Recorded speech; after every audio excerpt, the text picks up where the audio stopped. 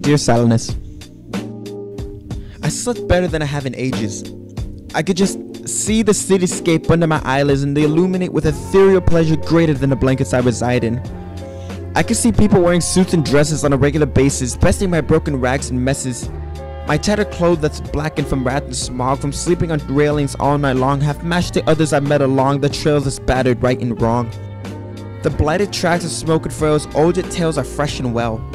How they enslave the patrons above the carts to aid the senses of fears and violence and hell.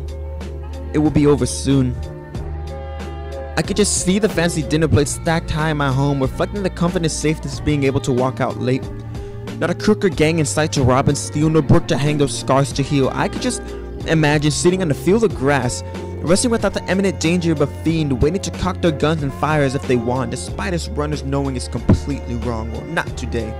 Just give me a few more days and I'll be free. Soon, I can finally go to school and be normal, without having to fend for myself against the belts and welts. Instead, a fragment of wealth is richer than I've ever been in my entire lifetime, and the thought of that makes me melt.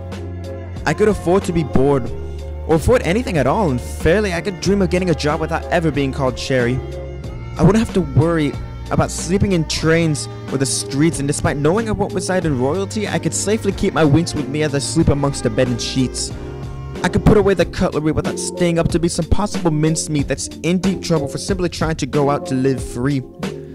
I want that to resonate in my mind until I'm finally there, because in reality, I'm completely and hopelessly lost. I told myself that I came for a cause, and after the third soulless life on the road, that fire turned to frost. The things I've seen and done won't ever leave my stubborn obstacles, and with the weight of a million civilians living peacefully before me, it makes failing constantly seem like such a soul-crushing obstacle. But no, I can't think that way. Not if I want to break free from the violence. The gun-toting, train-smoking, slumdog vile mess. The freedom is just a couple train rides past. So next time I write, know that I thank God Almighty that I am free at last. Sincerely, undocumented resident.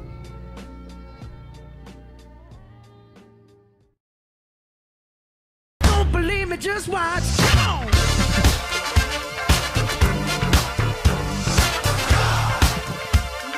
Don't believe me, just watch.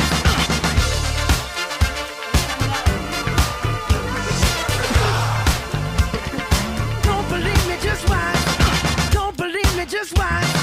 Don't believe me, just watch. Don't believe me, just watch. Hey, hey, hey, oh! Stop. Wait a minute. Fill my cup, put some nigga in it. Take a sip, sign the check.